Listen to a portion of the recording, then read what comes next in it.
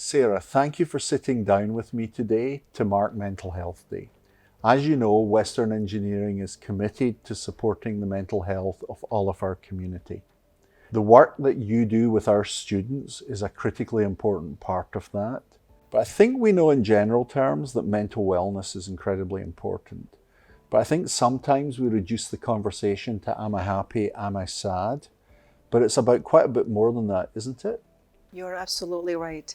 Wellness is about the active pursuit of a healthy lifestyle and choices through which people become more aware of and make choices that lead them to a more successful existence. It's not about the absence of challenge.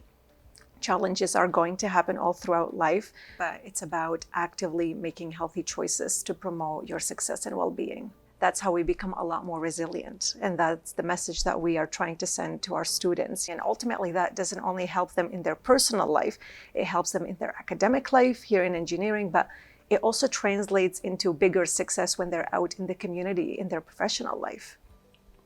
So Sara, from what you just said, I get the sense that a big part of your role is teaching people how to take control of their own mental well-being. Absolutely. Absolutely, becoming a lot more emotionally intelligent. There'll be a lot of people watching this video, and I think it's fair to say that many of them will have different views of what mental wellness counselling is.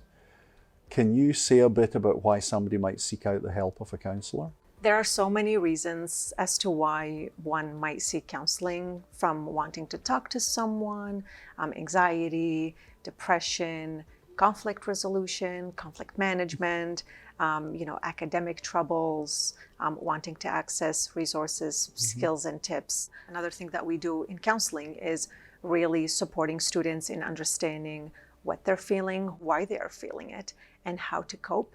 Oftentimes, students wait until things have really escalated because they think that they should be able to navigate or manage a situation on their own. And this is not true. Admitting that you need help is the biggest barrier that you can overcome. It takes a lot of courage to really seek support. There's not a right or wrong reason to see a counselor. One of the best things about seeing a counselor is that even if they don't have the appropriate resources, they will always direct a student to someone who does. So we've been talking about mental wellness counselling, and I truly believe it's an incredibly important resource that we offer our students. But I know there are other ways that students can seek out support. Can you share a bit about the other ways that we can support the mental well-being of our students? Absolutely. One of the things that we offer is workshops. We offer a series of workshops every term that are, again, psychoeducational in nature.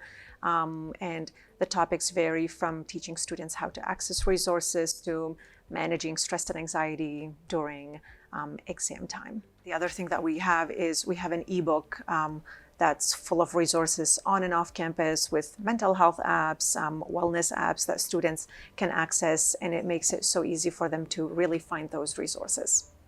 Sara, this has been a fascinating conversation. And on behalf of Western Engineering, I would like to thank you for sharing your time with us today, but also for all the fantastic work you do. But before we end this conversation, do you have any final thoughts?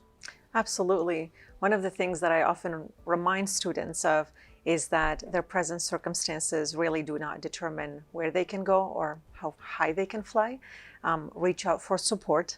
We as human beings are really not meant to operate in isolation. We are here to help, support you, and really celebrate you.